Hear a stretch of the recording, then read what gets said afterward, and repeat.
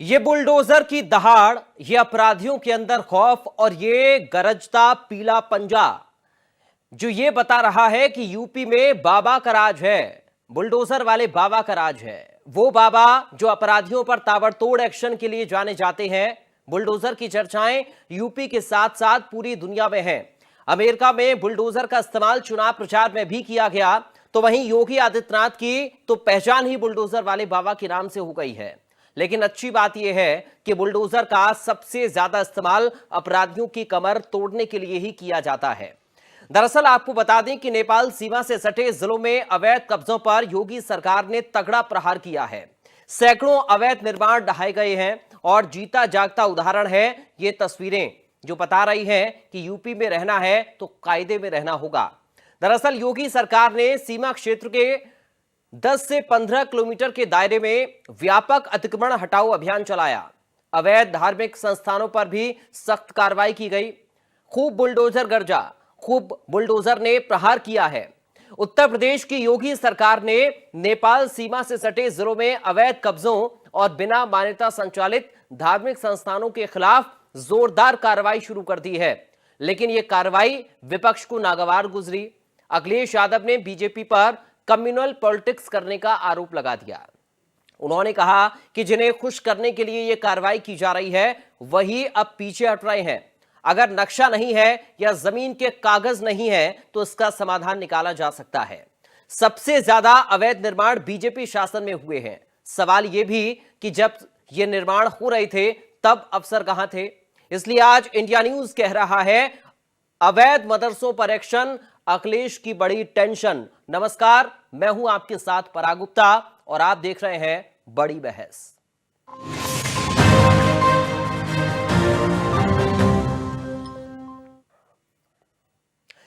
2017 में सत्ता संभालते ही यूपी में माफियाओं और अपराधियों पर बुलडोजर से प्रहार किया गया। प्रदेश में हर रोज माफियाओं पर बुलडोजर से एक्शन लिया जाता है। इसी कड़ी में भारत नेपाल सीमा से सटे मदरसे और मजारों पर खूब बुलडोजर दहाड़ा। चलिए आपको ग्राफिक्स के जरिए समझाते हैं कि बाबा का बुलडोजर कहां कहां दहाड़ा है। तो देखिए कहां कहां पर यह बुलडोजर कार्रवाई हुई है। कुल 41 मदरसों के खिलाफ एक्शन हुआ है। बुलडोजर की दहाड़ 41 मदरसों के खिलाफ एक्शन हुआ और बलरामपुर में 8 मदरसों को नोटिस मिला। ऐसे 8 मदरसे बलरामपुर में हैं जिनको नोटिस जारी किया गया है। इसके अलावा मजारों से अवैध कब्जा हटाया गया है। जो अवैध कब्जा कर मजार बनाई गई वहां पर उस अवैध कब्जे को हटाया गया। 5 मजारों को नोटिस दिया गया है। तो ये कार्रवाई की गई है इन अवैध कब्जों के खिलाफ, यानी कि अतिक्रमण के खिलाफ। जो अवैध तरीके से कब्जा की हुई जमीनें हैं उनके खिलाफ कुल 16 अतिक्रमण चिन्हित किए गए हैं। ऐसे 16 अतिक्रमण वाली जगह हैं जिनको चिन्हित किया गया है, पॉइंट आउट किया गया है। सिद्धार्थनगर में 17 अवैध अतिक्रमण पर एक्शन हुआ है। ऐसे 17 अवैध अतिक्रमण है सिद्धार्थनगर के अंदर जहां पर एक्शन हुआ। अवैध मजारों पर बुलडोजर चला। भारत नेपाल के सीमावर्ती इलाकों में कार्रवाई की गई है। सवाल तो बनता है, अवैध मदरसों पर एक्शन, अखिलेश को क्यों टेंशन, बाबा का बुलडोजर, क्यों सियासत आर पार। आज इन्हीं सवालों के इर्द गिर्द चर्चा। अवैध कब्जा ध्वस्त, क्यों सियासत विकट, सिस्टम की ढील, सैकड़ों मदरसे अब सील। ये सवाल है आज की चर्चा के। सरकार का एक्शन, कब्जाधारियों की बढ़ी टेंशन। तो ये अहम सवाल जिनके इर्द गिर्द आज हमारी बड़ी बहस रहने वाली है। कुछ खास मेहमान भी हमारे साथ जुड़ेंगे और उनसे आज इसी मुद्दे पर चर्चा करेंगे। जो अवैध अतिक्रमण के खिलाफ कार्रवाई की गई है उस कार्रवाई को कैसे अलग अलग राजनीतिक दल देख रहे हैं यह भी समझना जरूरी है।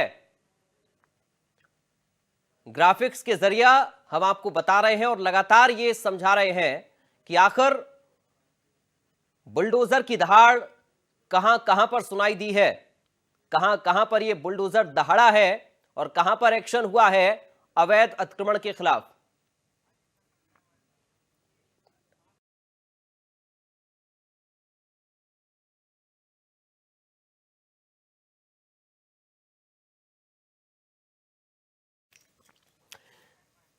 चलिए चर्चा की शुरुआत करेंगे। कुछ खास मेहमान हमारे साथ जुड़ेंगे, लेकिन सबसे पहले मैं चैनल हेड अजीत प्रताप सिंह का रुख करूंगा। अजीत जी, बुलडोजर की दहाड़ आज सुनाई दी है अवैध अतिक्रमण के खिलाफ, लेकिन सवाल यह है कि इस पर अलग अलग सियासी जो पार्टियां हैं वो अपना रुख क्या दिखा रही हैं, और कुछ पार्टियों का रुख बड़ा दुख भरा और दर्द भरा भी लग रहा है। कैसे देख रहे हैं सर इसको, पूरी सियासत जो हो रही है बुलडोजर कार्रवाई को लेकर?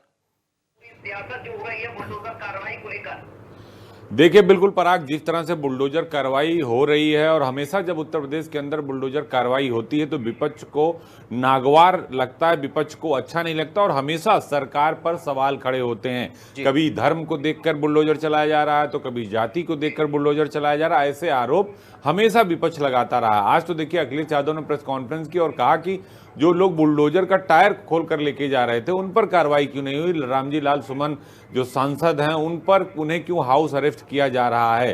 तो देखिए दर्द तो निकल कर सामने आ रहा है। मदरसों पर कार्रवाई हो रही, उस पर भी अखिलेश यादव ने कहा कि मदरसों पर कार्रवाई पहले क्यों नहीं हुई, अब सरकार क्यों जाग रही। लेकिन सवाल यह है कि मदरसों में जो टेरर फंडिंग है, जो जिहाद की बात आ रही है, देखिए उत्तर प्रदेश सरकार ने खुद, मुख्यमंत्री ने बैठक की और कहा कि सिर्फ धार्मिक शिक्षा नहीं, मदरसों के आधुनिकीकरण के लिए सरकार पैसा दे रही है। देश के प्रधानमंत्री भी कहते हैं कि एक हाथ में कुरान हो और एक हाथ में लैपटॉप हो, मुस्लिम समाज के बच्चे भी डॉक्टर बने, इंजीनियर बने, आईएएस बने, आईपीएस बने और अच्छी सेवाओं में जाएं, सेना में जाएं। लेकिन जो मौलाना है, जो मुस्लिम धर्मगुरु हैं, जिहाद के नाम पर मदरसों में जो धार्मिक शिक्षा दी जा रही है उस पर रोक लगाना चाहती है सरकार।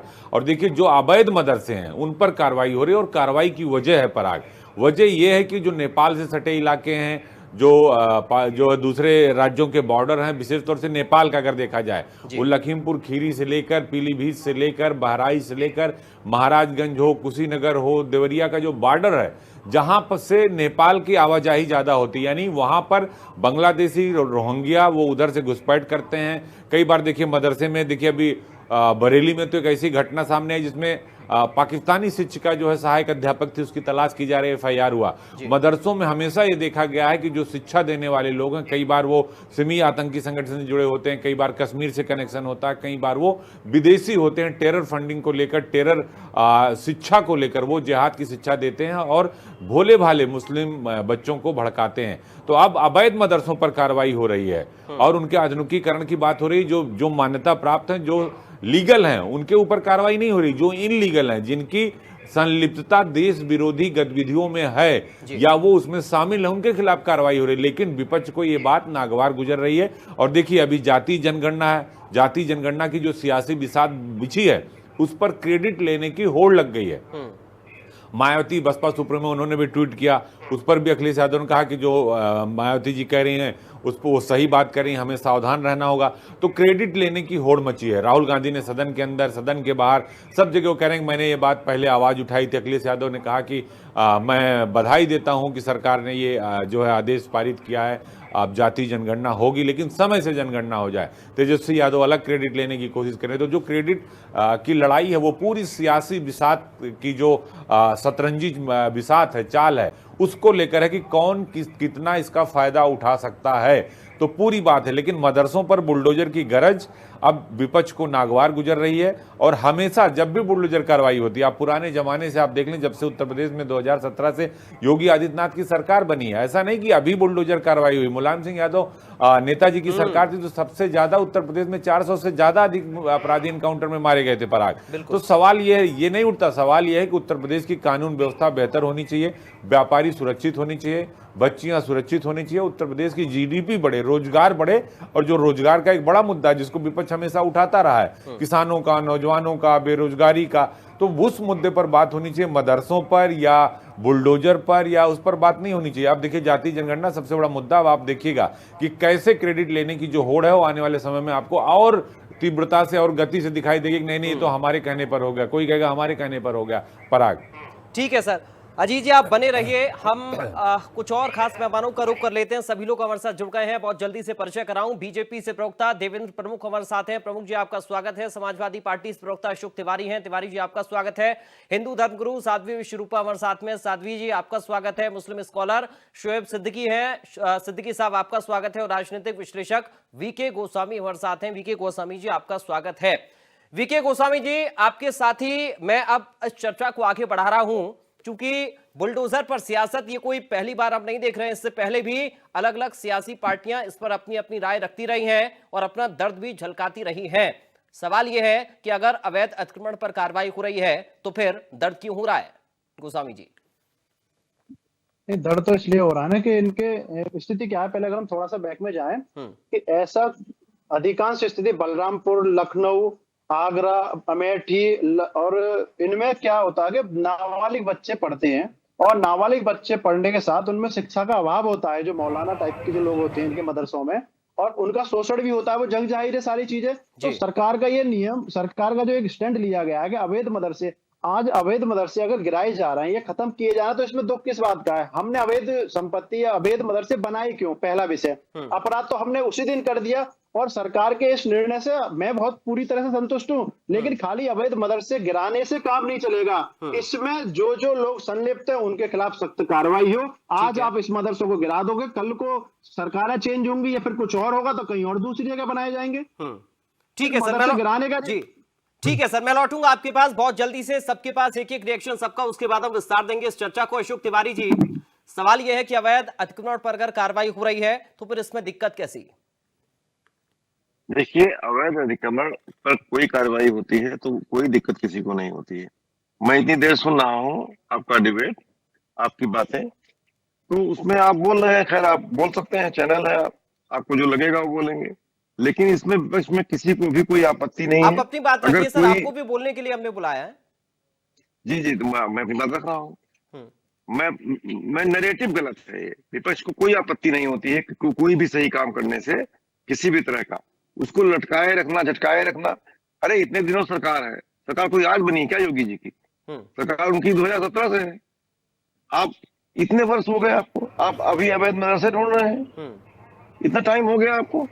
इसका मतलब आपकी सरकार नाकाम है, आप नहीं ढूंढ पा रहे हैं, आपका प्रशासन लचर है। अगर आप सरकार बनाए, आपने 2 साल के अंदर कर देते सारी चीजें। आप इतने दिन से लटकाए खाली मुद्दा बनाने के लिए, और मुद्दा क्या बनाने के लिए? हिंदू मुस्लिम करने के लिए। मैं स्पष्ट कह दूं, हिंदू मुस्लिम कार्ड का फेल हो चुका है।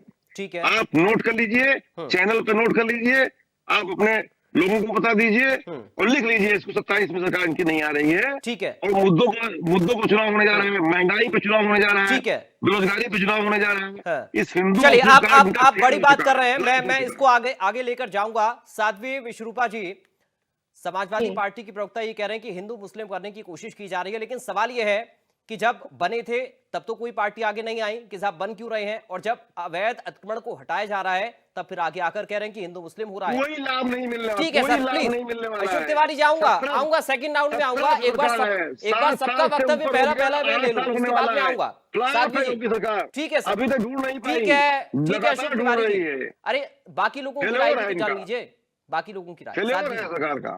सरकार फेल हो चुकी है। ठीक है, साध्वी विश्वरूपा जी। पराग जी, सिर्फ नजरिए की बात है, यह समय ही ऐसा है, ऐसे कदम का सभी को स्वागत करना चाहिए। ये जो वक्त है ना, वो सुधार का है, जो राजनीतिक चश्मा पहनने की बजाय इन लोगों को इसे हमें शिक्षा, सुरक्षा और राष्ट्रहित के नजरिए से देखना चाहिए। यहाँ ये लोग गलती कर रहे हैं। अब देखिए, ये सभी पर समान नियम लागू होता है। 2023 में मैंने उत्तर प्रदेश की खबर भी पढ़ी थी और सभी ने देखा था कि वहां जब अवैध निर्माण हटाए गए तो जितने भी जो सड़क पर या सरकारी जमीन पर अवैध धार्मिक ढांचे जो बनाए गए थे, चाहे वो मस्जिद थी चाहे वो मंदिर था, और ये सिर्फ राजनीतिक, बार बार मैं कहती हूँ कि जो ये मुद्दे उठाए जाते हैं राजनीतिक रोटियां सेकने के लिए उठाए जाते हैं। जैसे अभी एक मेरे भाई कह रहे थे कि तब से क्यों नहीं किया। अरे अब तो अच्छा काम कर रहे हैं, अभी तो आप स्वागत कीजिए, उसमें कुछ ऐसा निकालने की बजाय आप उसका स्वागत कीजिए जब कोई अच्छा काम करे। क्योंकि एक देखिए, धर्म से ऊपर कानून है, कानून सदैव सर्वोपरि है। धर्म आस्था का विषय हो सकता है, परंतु कानून से ऊपर कुछ नहीं है। और जो भी कार्रवाई हो रही है, हम सभी की सुरक्षा के लिए हो रही है। ये जो बिल्कुल आधारहीन और भ्रामक जो तर्क रखा है ना, कि मदरसों के लिए बोल रहे हैं। और मदरसों की मैं बात करें तो बहुत सारे उदाहरण हमारे सामने आए हैं। उत्तराखंड के 2000 शायद 22 या 23 की ही बात है। उत्तराखंड के मदरसे आप देख लीजिए, असम के मदरसे में तो जो आतंकवादी जो संगठन थे वो संलिप्त पाए गए थे। तो बिल्कुल वहां पे अगर वो बच्चों के भविष्य की बात है, और ऐसा नहीं हो सकता कि कोई सरकार, कोई राजा बच्चों के भविष्य के साथ खिलवाड़ करने दे। ठीक है साध्वी जी, मैं लौटूंगा आपके पास सेकंड राउंड में। शोएब सिद्दीकी साहब, क्या आपको भी लग रहा है कि हिंदू मुस्लिम की राजनीति इस पर करने की कोशिश की जा रही है, और कर रहा है तो कौन कर रहा है? और सवाल ये भी है कि अगर अवैध अतिक्रमण पर कार्रवाई हो रही है तो उसमें सबका साथ क्यों नहीं मिल रहा है? देखिए सर, ऐसा है, जो उनका फर्ज है वो अहले सियासत जाने। मेरा पैगाम मोहब्बत है जहां तक पहुंचे। देखिए, किसी भी मुल्क में अगर सियासत की जाए या इक़्तिदार पाने के लिए मजहब का सहारा लिया जाएगा तो मुल्क बहुत दिनों तक नहीं कामयाब हो पाता है। पहले मुल्क खोखला होता है, फिर आवाम खोखली होती है, फिर मुल्क बहुत पीछे चला जाता है अगर कोई सियासत मदद की कर रहा है। आप देखिए, जहाँ तक मदरसों की बात है तो मदरसों में आप देखिए, हिंदुस्तान में 2 मदरसे सबसे बड़े मदरसे हैं, एक देवबंद है और एक नदवा है। जब अगर आप पीछे सर जाएं तो 2-3 साल पहले इसमें बड़ी मुहिम चल रही थी कि मदरसे की जांच चल रही थी कि मदरसे जो अनवैलिड पाए जाएंगे उनको हटाया जाएगा वगैरह वगैरह। तो उसमें कई मदरसों ने जांचें कराई भी, देवबंद और नदवे ने भी जांच कराया, लेकिन कोई ऐसी बात नहीं आई। लेकिन इस वक्त जो मामला चल रहा है, अवैध वाला चल रहा है, जाहिर सी बात है। तो अगर अवैध वाला चल रहा है, उसमें क्यों चल रहा है इसकी कई वजह आती है। जैसे आप देखिए, किसी पास कागजात नहीं थे, उस वक्त बनाया गया था, तो मेरी गुजारिश भी रहेगी मुख्यमंत्री जी से, वो सख्त फैसले के लिए जाने जाता हूँ। मैंने हमेशा उनके फैसले को माना कि कम से कम उनको कागज चेक किए जाए, आखिर क्यों नहीं बना, जमीन है तो उनकी रजिस्ट्री है कि नहीं है। देखिए, अवैध एक अलग चीज होता है, अगर जो जमीन पे बन रहा है वो जमीन आखिर रजिस्ट्री है कि नहीं है, किस नाम से है कि नहीं है।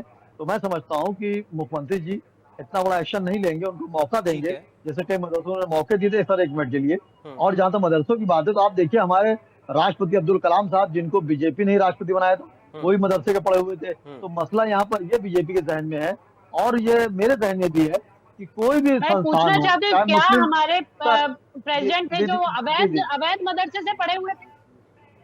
ये मेरा नहीं, प्रश्न अब देखिए, नहीं देखिए जाएंगे ठीक है, डिबेट चलिए दूसरा हो जाएगा। मैं इस मैंने सवाल 1 सेकंड सर, हाँ चल सब मुकम्मल कर लो ना बात। मेरी बड़ी बहन है, मेरी माँ दाखिल है, तो मैं टोका नहीं इनको। देखिए, होता क्या, मैंने अवैध वाली बात नहीं करी, मैंने बताया कि टारगेट मदरसे वाली बात नहीं है। होता क्या, जो भी संस्थान में जो बच्चे पढ़ रहे हैं उसमें कहाँ से क्या हो रहा है मामला, कोई दिक्कतें तो नहीं आ रही, मुल्क के लिए खराबी तो नहीं पैदा हो रही है, इस पर निगाह रखी जा रही है। लेकिन एक मुसलमान के समुदाय को टारगेट लोग ले लेते हैं तो उस पर डिबेट होने लगती है, और हर पॉलिटिकल इक़्तिदार में आने के लिए देखिए, भाई ये नहीं कह रहा हूँ गलत हो रहा है। देखिए, अगर मदरसों में गलत काम हो रहा है तो वो गलत हो रहा है, तो उस पर कार्रवाई की जाएगी। लेकिन हमारी गुजारिश रहेगी निष्पक्ष जांच की जाए, और अगर कोई मदरसों में ऐसा मामला नहीं पाया जाता तो उसको बरी भी किया जाए। ठीक है सिद्दीकी साहब। देवेंद्र प्रमुख जी, आपने सबको सुन लिया, सभी का पक्ष भी जान लिया। चूंकि जिम्मेदारी आपकी इसलिए बढ़ जाती है, सत्ता में आप लोगों हैं। अब ऐसे में आरोप ये लग रहे कि साहब ये धर्म के नाम पर सियासत हो रही, सियासत किस तरफ से हो रही है, सवाल ये भी है। अब सवाल ये भी उठ रहा है कि पारदर्शी तरीके से कार्रवाई हो, इसमें कोई किसी को आपत्ति नहीं है, लेकिन पारदर्शी तरीके से कार्रवाई हो रही है या नहीं, इस पर सवाल है, इस पर संशय है, इस पर शक है विपक्ष को। देवेंद्र जी। पराग सर, सबसे पहले मैं आपको एक चौपाई के माध्यम से कह रहा हूँ कि सबकी समझ में आ जाएगा, जाकी रही भावना जैसी, प्रभु मूर्त देखी किन तैसी। अब माननीय मुख्यमंत्री जिस तरह से काम कर रहे हैं उत्तर प्रदेश में, ये चर्चा की बात यहाँ नहीं है। आज हम बैठकर शानदार पैनल बैठा है और पूरी देश में चर्चा का विषय है। और कांग्रेस के जो साथी प्रवक्ता हैं, उन्होंने शोएब साहब का धन्यवाद करता हूँ कि अच्छी बात रखी है, मुस्लिम उन्हें विश्वास है कानून में। ये लोकतंत्र के लिए बड़ी अच्छी बात होती है। कानून की बात आप करिए, कानूनी रूप से आपका पूरा अधिकार है, और उस कानून के अनुसार, उस संविधान के अनुसार कोई कार्रवाई होती है। देखिए, बिल्डोजर कार्रवाई, ये बहुत चर्चा का विषय रहता है। मैं आपको डंके की चोट पर बिगर पूछे एक जवाब दे रहा हूं कि हमारी सरकार ने जहां जहां बिल्डोजर कार्रवाई की है, आप उठाकर देखिए, क्रिमिनल का घर होगा या मुकदमा दर्ज होगा या वो जमीन अवैध होगी, कोई भी ऐसी घटना नहीं की है। माननीय सुप्रीम कोर्ट जाइए, आप हाई कोर्ट जाइए, आईना देते हैं, सबकी सुनते हैं, क्योंकि कोर्ट का काम भी है। लेकिन सरकार जो काम करती है वो जब करती है जब उसके पास तथ्य होता है। राज सर, ये मैं कह रहा हूं कि जिस तरह से माननीय मुख्यमंत्री योगी आदित्यनाथ ने इस प्रदेश को शासन दिया है। मैं ये कहता हूँ, सपा के साथी अभी ज्ञान झाड़ रहे थे अशोक जी, कई बार हमारी बहस भी हो जाती है, मैं उनकी बात है अदरवाइज ना ले जाएं अशोक जी। मैं यही कहूंगा कि हमने बहुत कुछ बदला इस प्रदेश में। 2017 के बाद जो है समय लगता है, आपके पास लंबे समय तक प्रदेश रहा, लेकिन आप 400-500 हिंदू मुस्लिम के दंगे देते रहे, कानून व्यवस्था खत्म, जंगल राज।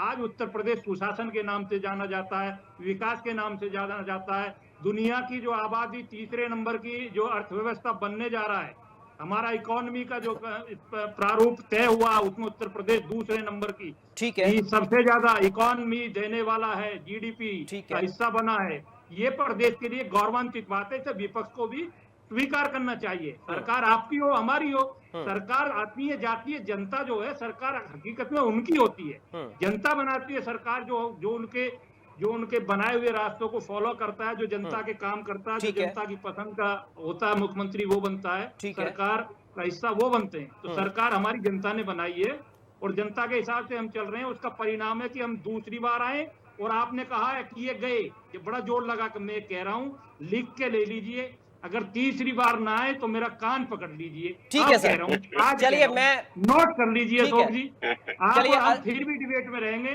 ठीक कि है, दुनिया की कोई ताकत रोक नहीं सकती, योगी जी उत्तर प्रदेश के मुख्यमंत्री बनेंगे। चलिए, बड़ा दावा आपने भी कर दिया अशोक जी की तरह। अजीत जी के पास अब मैं जा रहा हूं आप दोनों के दावे को लेकर।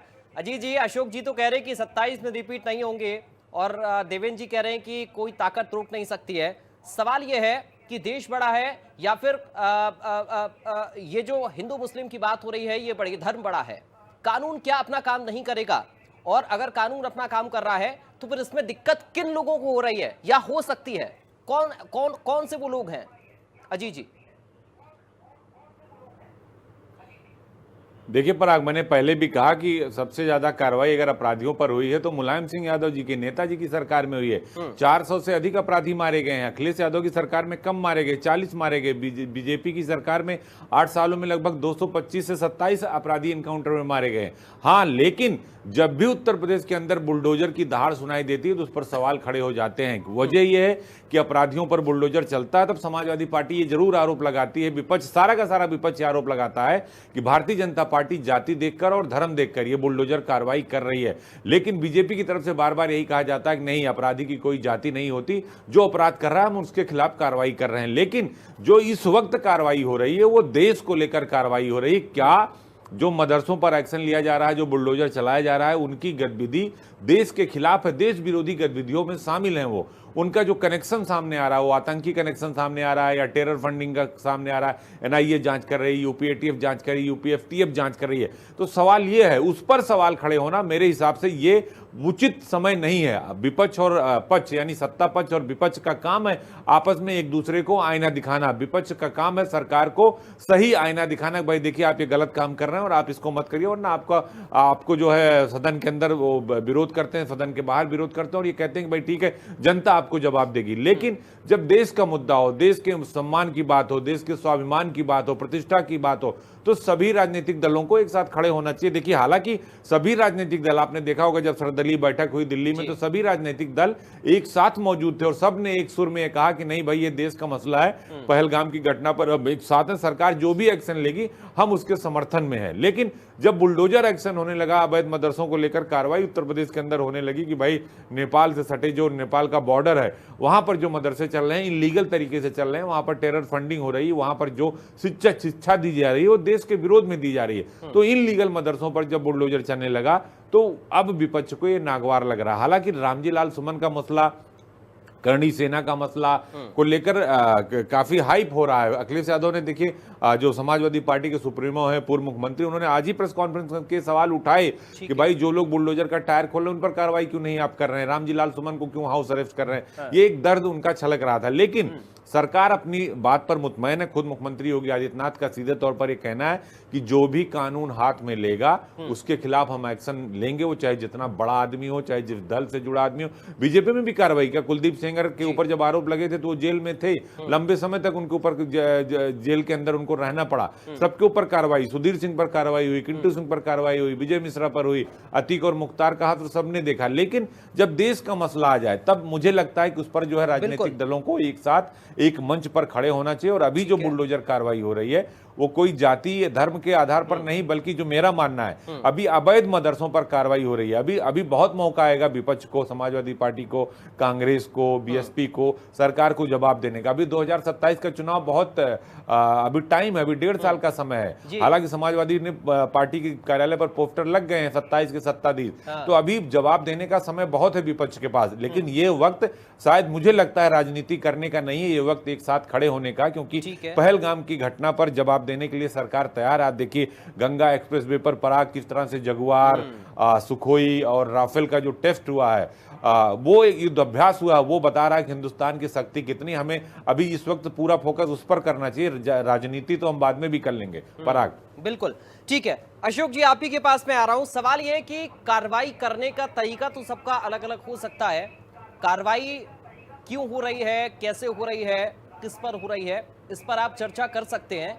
लेकिन अतिक्रमण अगर अवैध तरीके से है, गैर कानूनी है, नियमों का पालन नहीं हुआ है, तो उस पर तो कार्रवाई प्रशासन करेगा ही।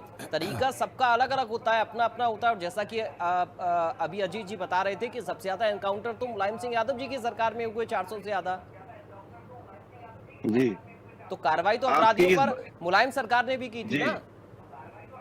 आपकी बात का एक लाइन में जवाब दे दूं, कोई भी कार्रवाई होती है अतिक्रमण पर या गलत काम करने पर, तो उसमें कोई आदमी उसका विरोध नहीं करता है, हम विरोध नहीं करते हैं जी। अतिक्रमण पर करिए, ठीक है, एक लाइन में जवाब दे दिया, ज्यादा इसको घोंटूंगा नहीं ज्यादा देर ठीक है।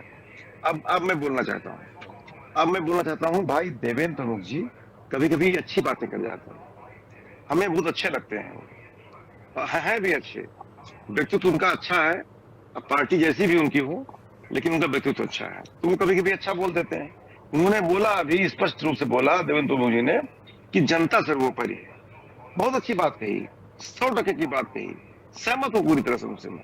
जनता ही सर्वोपरि है, जनता ही सर माथे बैठाती है। जनता ने आपको 17 में जिताया, हमको नहीं जिताया, सच्चाई है ये।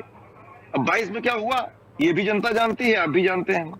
सच्चाई ये है सर कि जो है अब वही जनता 24 में जब जागी, जब उसके पैरों तले जमीन निकल गई, जनता ने जाना ये किसको बैठा दिया हमने, ये तो सामंती सरकार है योगी जी की। लेकिन 24 के बाद तो विधानसभा के चुनाव भी हुए सर। मुझे बोलने देंगे, मुझे भी बोलने दीजिए सर। बोलिए।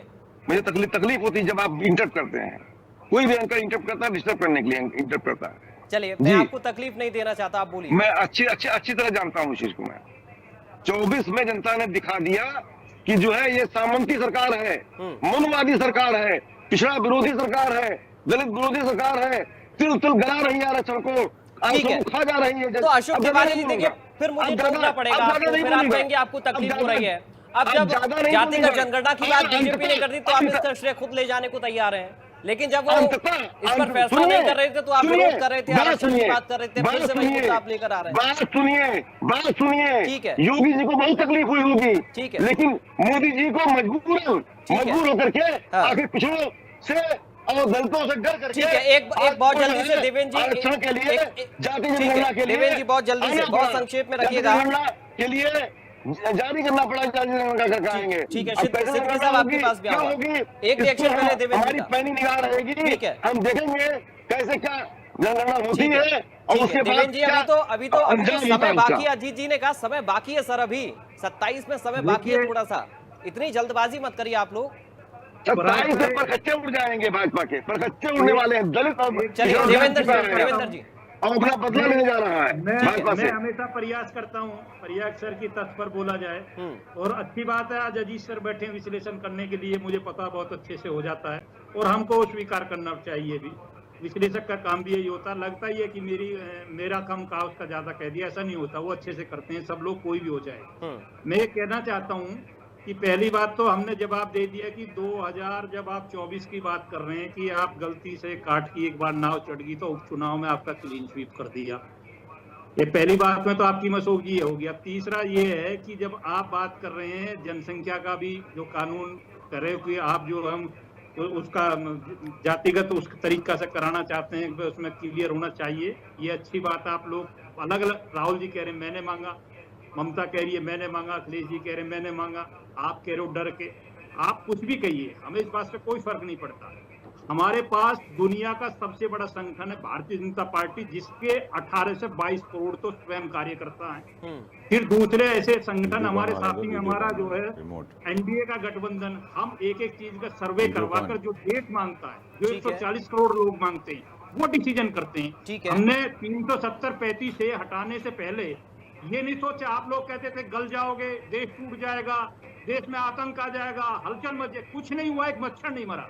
मैं कहता हूं कि हमारा जो काम है, हमारी जो नीति है, हमारी जो सरकार है, वो इसी तथ्य पर तीसरी बार आई है कि देश के 90% लोग माननीय मोदी जी और योगी जी के नेतृत्व को पूरी तरह पसंद कर रहे हैं और उस पर मोहर लगा रहे हैं धड़ाधड़। ठीक है सर। हमने हरियाणा जैसा हो, आज 22-21 प्रदेशों में हम हैं। ठीक है। अगले प्रदेशों में हम क्लीन स्वीप करे जा रहे हैं भाई। ठीक है, आपकी लड़ाई थोड़ी है कोई। ठीक है देवेंद्र जी, मैं लौटूंगा आपके पास। ठीक है, मैं लौटूंगा आपके पास। साध्वी जी, शोएब जी और गोस्वामी जी आपके पास भी आऊंगा, लेकिन एक रिएक्शन अजीत जी से पहले दोनों की बातों पर, क्योंकि अजीत जी बार बार 2024 का रेफरेंस देता है विपक्ष, क्या वो रेफरेंस सही लगता है? आपका एनालिसिस क्या कह रहा है इस बारे में? देखिए 2024 का लोकसभा चुनाव हुआ था, इसमें कोई गुरेज नहीं है ये कहने में कि भारतीय जनता पार्टी को एक बड़ा नुकसान हुआ था और जो इंडिया गठबंधन था उसको एक बड़ा फायदा हुआ था। लेकिन जो सिनेरियो था 2024 के लोकसभा चुनाव में, उसमें विशेष तौर से जो सबसे बड़ा योगदान था वो राहुल गांधी का था। राहुल गांधी तीसरे चरण तक आते आते देश के अंदर ये बात बताने में कामयाब हो गए थे कि जो आरक्षण खत्म हो जाएगा और संविधान बदल जाएगा। हाथों में संविधान लेके विपक्ष चल रहा था।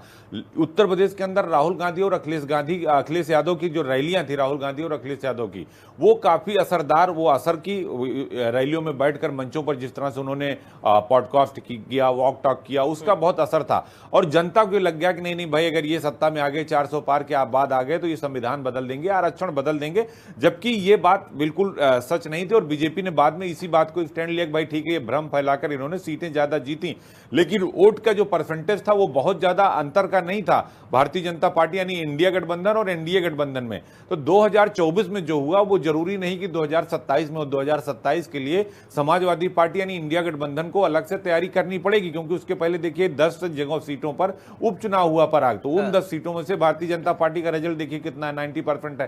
तो वो आपको देखना होगा। कुंदरकी जैसे सीट पर भी रामवीर सिंह जीत गए, जहां पर एक बड़ी तादाद में मुस्लिम समुदाय के लोग रहते हैं। तो बीजेपी बार बार ये कह रही है कि वो तो पसमानदा मुस्लिम को लेकर भी वो बात कर रही है, वो कह रही है हम मुस्लिम समुदाय के लोगों को टिकट भी देंगे। उत्तर प्रदेश सरकार में दानिश आजाद अंसारी मंत्री भी हैं अल्पसंख्यक कल्याण विभाग के, इसके पहले मोहसिन रजा साहब मंत्री थे। तो अभी 24 के चुनाव और 27 के चुनाव में दोनों में फर्क है। जब लोकसभा का चुनाव होता है तो जो मुद्दा होता है वो राष्ट्रीय होता है, जब विधानसभा का चुनाव होता है तो जो मुद्दा होता है वो क्षेत्रीय मुद्दा होता है। तो निश्चित तौर पर 27 का चुनाव इतना आसान नहीं। 27 के चुनाव में एक बार फिर ऊंट किस करवट बैठेगा ये देखना होगा। और देखिए जातीय समीकरण बहुत अपने आप में मायने रखता है, इसीलिए बार बार अखिलेश यादव पीडीओ की बात कर रहे हैं। मायावती जो है सुश्री मायावती जो बसपा सूत्र में, वो भी यही बात कह रही हैं।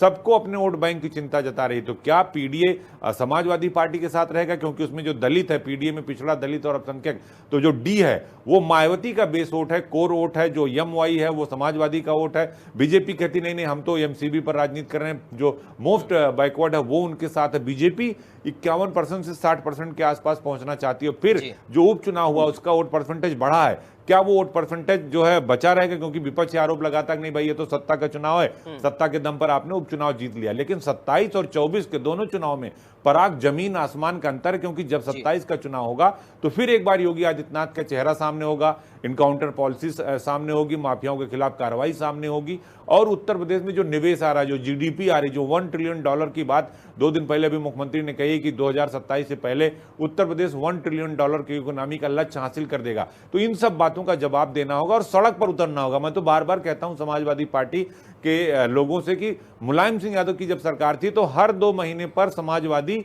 संघर्ष करते थे, सड़क पर उतरते थे, पुलिस की लाठियां खानी पड़ती थी। लेकिन वो इन सरकारों के बाद अखिलेश यादव जब सत्ता से बाहर हुए 2017 के बाद, तो सड़क पर प्रदर्शन नहीं हो रहा। सदन के अंदर सिर्फ बात करने से काम नहीं चलेगा, जनता के बीच जाना पड़ेगा, जनता से जुड़े मुद्दे उठाना पड़ेंगे, तभी 2027 में आपको सफलता हासिल होगी। वरना अभी भी मेरे हिसाब से बीजेपी अपर हैंड है और अभी समाजवादी पार्टी या विपक्षी दलों को बहुत काम करने की जरूरत है। पराग, चले, बहुत शुक्रिया अजीत प्रताप सिंह जी आपका जुड़ने के लिए, अपने एनालिसिस के लिए। अब मैं सिद्दीकी साहब का रुख कर रहा हूं। सिद्दीकी साहब, आप कुछ कहना चाह रहे थे बीच में सर?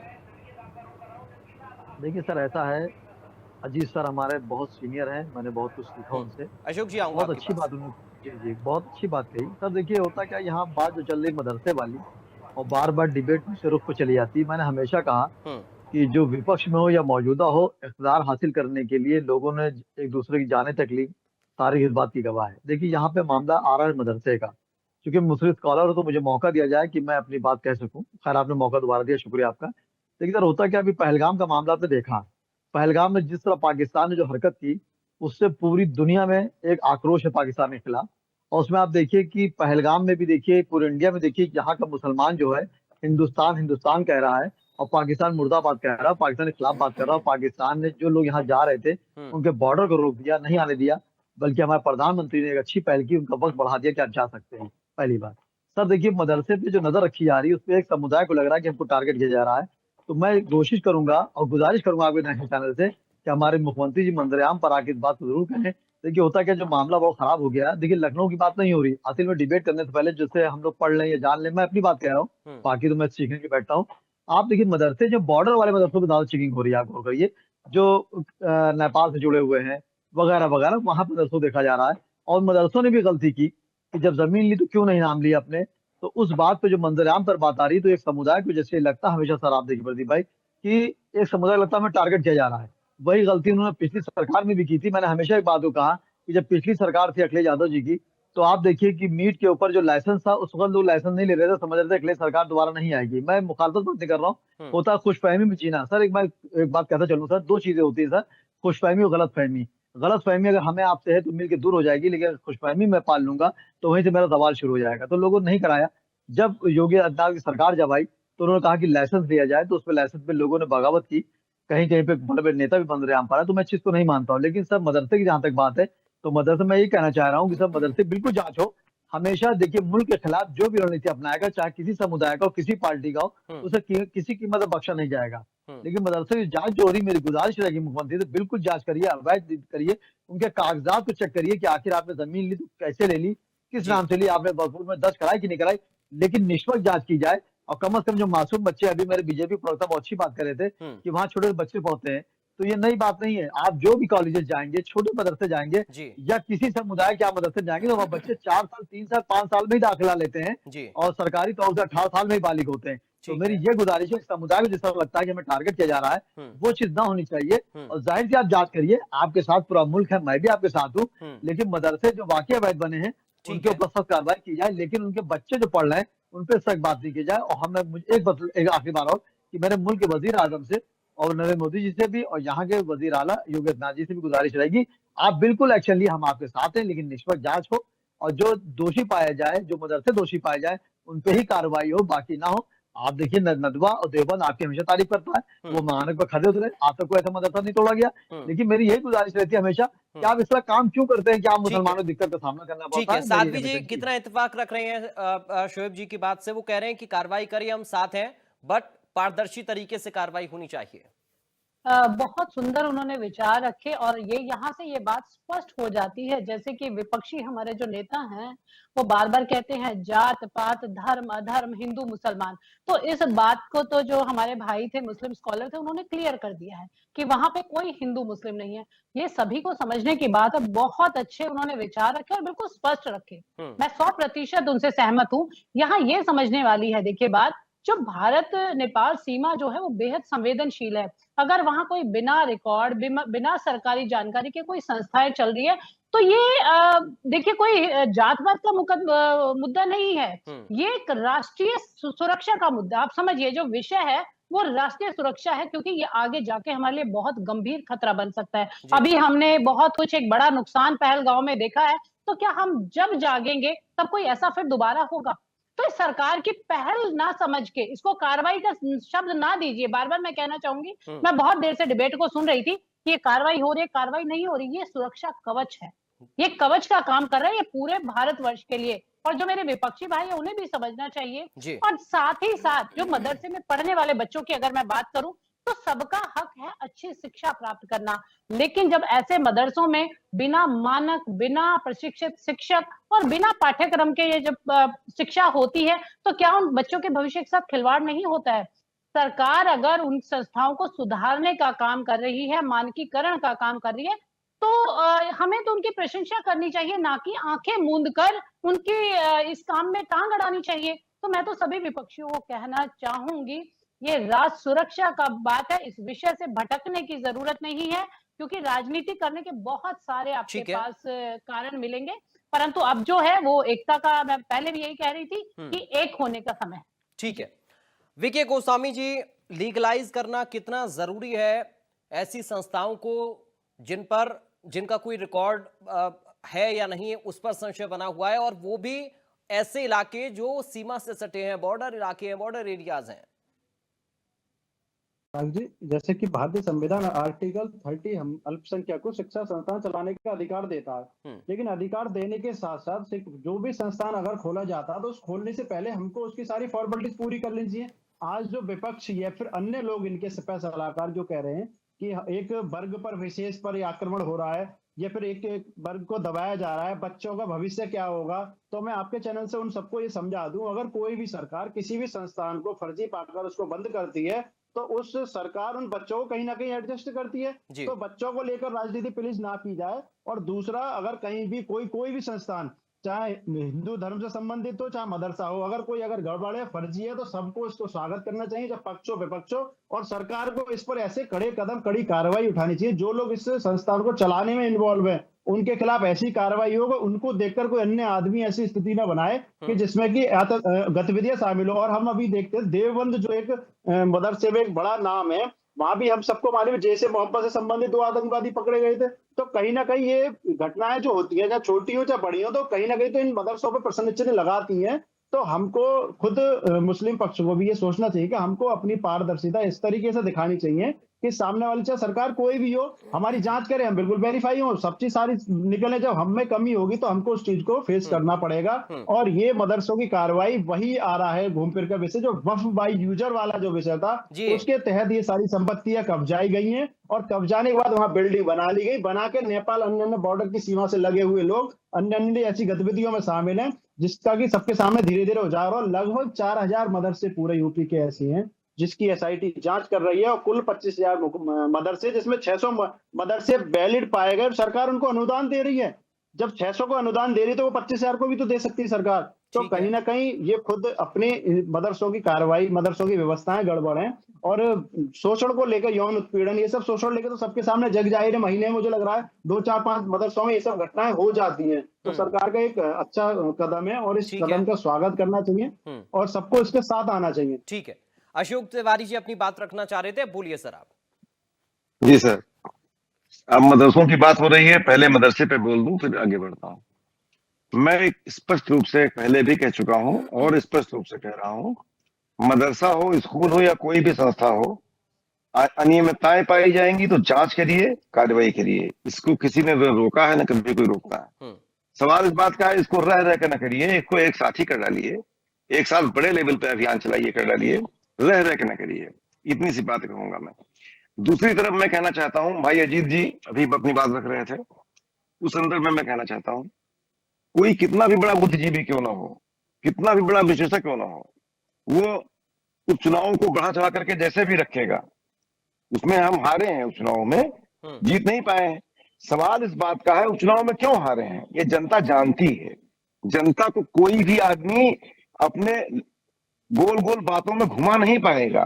जनता को पता है 403 सीटों का चुनाव और 4 सीटों का चुनाव, 2 सीटों का चुनाव, 80 सीटों का चुनाव और 1 सीट का चुनाव।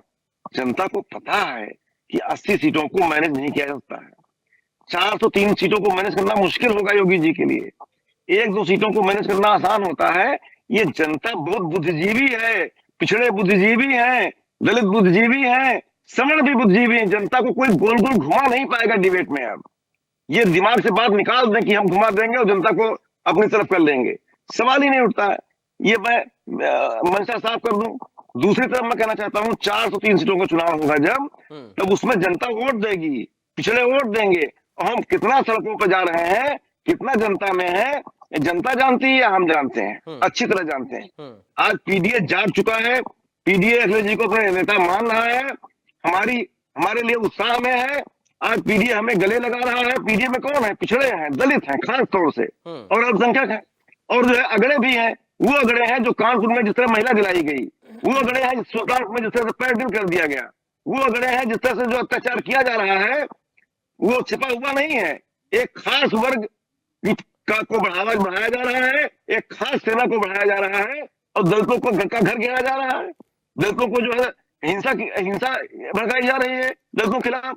आज दलित का घर घेर करके दलित को जो है सोशल मीडिया पे आज तरह की बातें की जा रही हैं।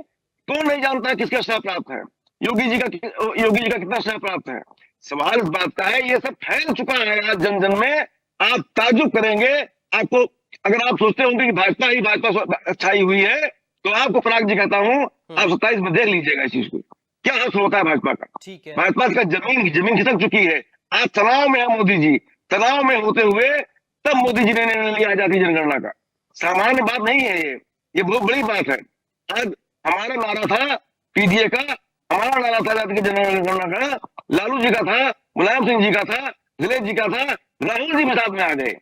आज राहुल जी नहीं थे इसके साथ, लेकिन वो भी आ गए साथ में। अब रास्ता बंद हो गया जब, तो सांस फूल गया है मोदी जी का, तो मोदी जी को मजबूरन करना पड़ा है। जाति जनगणना होगी तो हमारी पैनी निगाह है, सर्वोच्च न्यायालय की भी निगाह रहेगी इस पर, और हम देखेंगे कि किसको कितनी हिस्सेदारी देते हैं। ठीक है, हम देखेंगे ठीक है, कितनी नौकरियां निकालते हैं, ठीक है, कितना आरक्षण देते हैं, हम देखेंगे। इसमें हमारी निगाह रहेगी इसके ऊपर। जी ठीक है। चले, देवेंद्र जी अपनी बात रखना चाह रहे थे, बोलिए सर। देखिए पराग सर, पीडीए की जो बात निकल कर आई है, अशोक जी ने बड़ी गहनता से पीडीए का सवाल उठाया। मैं पीडीए पर एक काउंटर के तौर पर भी एक क्वेश्चन ये डालता हूं कि पीडीए की जो परिभाषा है, अगर आप उसका विश्लेषण ईमानदारी से करें तो वही धोखा है। पीडीए में एक ए शब्द है, उस ए शब्द पे संशय है कि हमारे साथ मुस्लिम स्कॉलर हैं और अच्छे से वो भी देख लेंगे, और अशोक जी खुद जो है ए से संबंधित हैं, क्योंकि उन्हें भी जवाबदेही होती है कि ये पीडीए है क्या, आखिर इसका मतलब क्या है। या अल्पसंख्यकों की बात कर रहे हो, या अगड़ों की बात कर रहे हो, या अगड़ों का फिर विरोध करते हो आप, या अल्पसंख्यक अगड़ों को एक शब्द में जोड़कर कौन सी चीज साबित करना चाहते हो आप। हाँ, दलित की, पिछड़े की, ये तो भारतीय जनता पार्टी भी कहती है, सबका साथ सबका विकास, अंत्योदय की चौथी पंक्ति में खड़े व्यक्ति का सबसे ज्यादा विकास। तो ये पीडीए हुआ या हमारी परिभाषा जो है ये अच्छी हुई? भाई सबका साथ सबके विकास में गरीब को, अति कमजोर को, जिस अल्पसंख्यक की बात आप कर रहे हो, जिस दलित की, इस अल्पसंख्यक का 2017 के बाद उत्तर प्रदेश की बात कर रहा हूं, देश में तो अलग विश्लेषण करा लीजिए कि हर सरकार का वो नियम, सरकार की वो योजनाएं जो सबके लिए बनी, वो सबसे ज्यादा मुस्लिम समाज को दी गई। ये धोखा नहीं होता है, ये ईमानदारी होती है।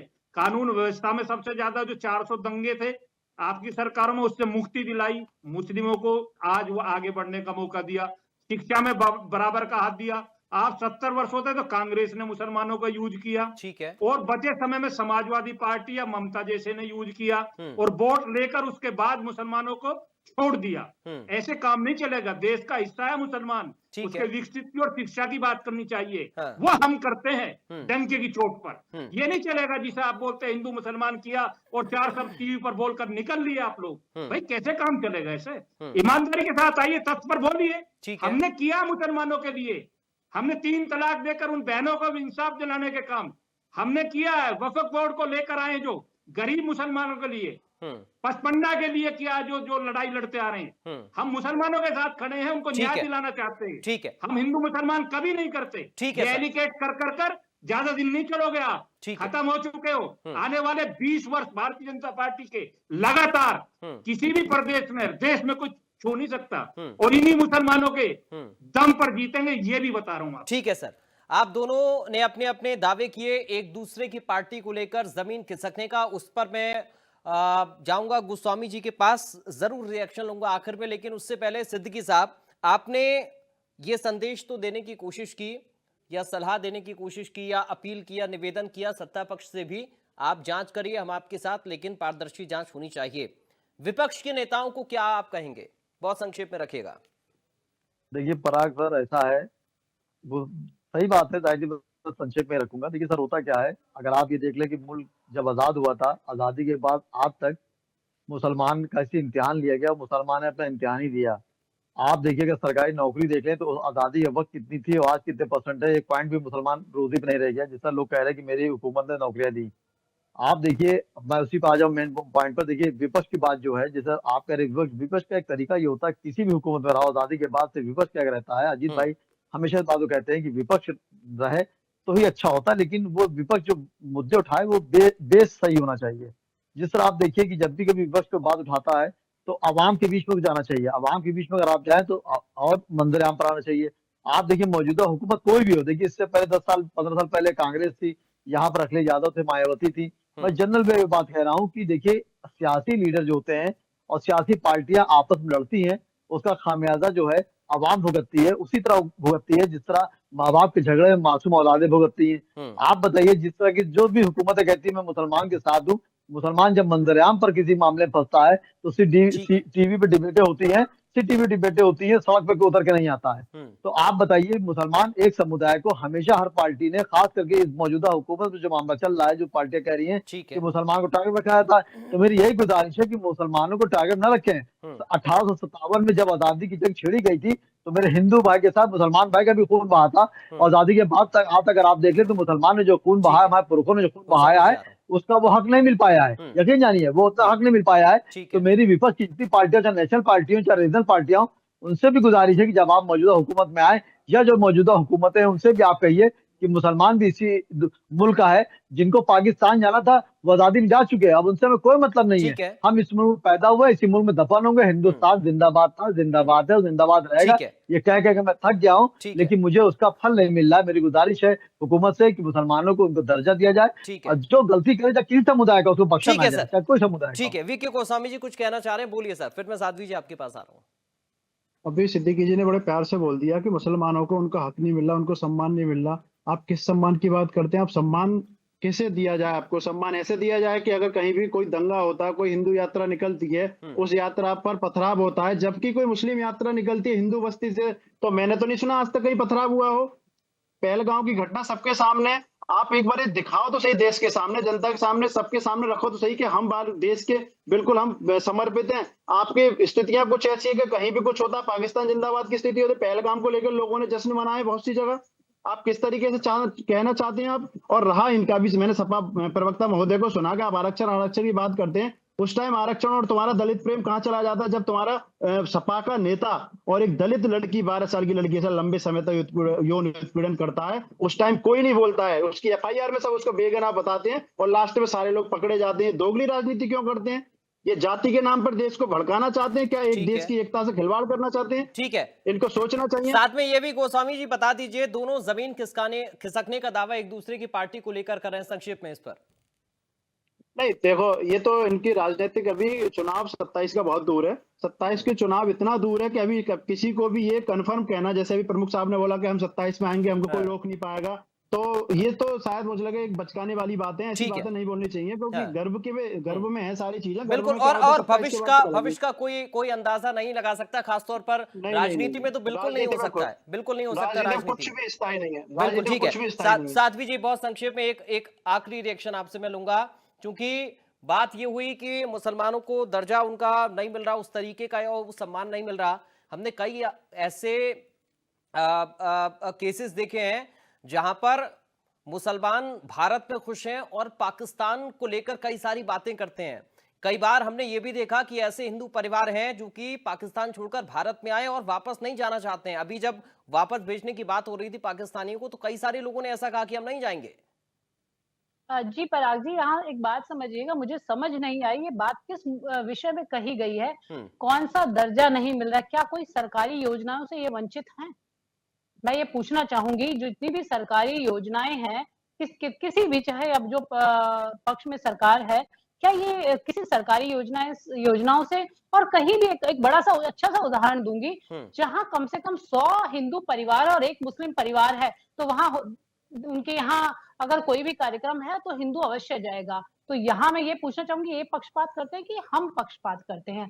हिंदुओं की तरफ से, सनातनियों की तरफ से कभी भी एक भी अगर उदाहरण दे दीजिए, अगर पक्षपात हुआ हो, सिर्फ कहने से कुछ नहीं होता। और जो मेरे अभी विपक्षी कह रहे थे, एक बात और कहना चाहूंगी, अगड़े पिछड़े जाति दलित जो ये शब्द उठाते हैं, जब ये शब्द उठा रहे हैं तो इसका मतलब वो उन्हें अलग कर रहे हैं। ये शब्दों का मतलब ही उठाना है, उन्हें अलग कर देना समाज से, क्योंकि ये शब्द होने ही नहीं चाहिए। सिर्फ अपनी एक बैंक वोट के लिए आप समाज को बांट रहे हैं, तो नुकसान आप लोगों का। ठीक है अशोक जी, बहुत संक्षेप में एक लाइन में उत्तर, फाइनल रिएक्शन आपका, फिर देवेंद्र जी आपके पास आ रहा हूं। अब कार्रवाई को लेकर आखिर में मैं वही सवाल पूछ रहा हूं कि जो कार्रवाई हो रही है उस पर क्या संदेश आप मुस्लिम समाज को भी देना चाहेंगे, उन मदरसा संचालकों को भी देना चाहेंगे जो कि बॉर्डर एरियाज में हैं? देखिए, इस बात का ध्यान सरकार को भी रखना चाहिए कि कहीं पर भी कोई कार्रवाई हो तो न्याय सम्मत कार्रवाई हो, कोई भी कार्रवाई में प्रताड़ना ना हो, ठीक है, और सबकी बात सुनी जाए, हाँ। और सुन करके जो उचित फैसला हो, न्याय सम्मत हो, वो ठीक है किया देवेंद्र जी, जाए। बहुत संक्षेप में ऐसा ही हो रहा है। देवेंद्र जी, ऐसा ही हो रहा है, होगा ऐसा आगे भी? देखिए पराग सर, मैं यही कहूंगा कि ये लोकतंत्र भारत का सबसे मजबूत है दुनिया में, और हाँ। उत्तर प्रदेश में भारत में लोकतंत्र की सरकार है, संविधान की सरकार है, संवैधानिक तरीके से ही सब काम चलिए, उम्मीद करेंगे सर सारी चीजें संवैधानिक तरीके से हो, पारदर्शी हो। बहुत शुक्रिया आप सभी खास मेहमानों का आज की चर्चा का हिस्सा बनने के लिए। तो बड़ी बहस में आज हमने चर्चा उन मदरसों को लेकर की जो सीमा के इलाके में हैं और जिनको लेकर संशय है, लीगलाइज उनको करने की कोशिश की जा रही है, उस पर राजनीति भी हो रही है। लेकिन सवाल यह है कि कानून के तरीके से कानून अपना काम कर रहा तो उस पर राजनीति क्यों, और पारदर्शिता की जहां बात आ रही है तो वहां कानून कैसे काम कर रहा है, इस पर सवाल उठाना कितना सही है। फिलहाल बड़ी बहस में मुझे दीजिए अभी के लिए इजाजत, बाकी खबरों के लिए आप बने रहिए।